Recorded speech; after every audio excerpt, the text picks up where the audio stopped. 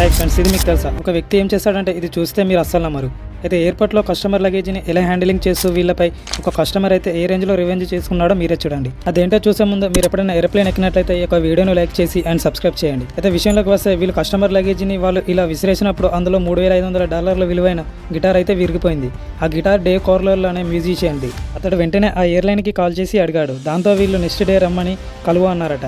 అయితే అతడు next day వెళ్ళి కలిస్తే ఎవరు పట్టించుకోలేదు. ఇక వ్యక్తి ఏం చేసేది లేక దాన్ని అయితే రిపేర్ చేయించుకుంటాడు. అనుకున్న తర్వాత ఆ బిల్లుని తీసుకుపోయి ఎయిర్లైన్కి ఈ డబ్బులు చెల్లించమని కట్టమని అడుగుతాడు. ఇలా ఎయిర్లైన్ వాళ్ళు అన్నారట, మీరు జరిగిన 24 గంటల్లోనే కంప్లైంట్ ఇవ్వాలి, ఇప్పుడు వస్తే ఏం చేయలేమని అన్నారట.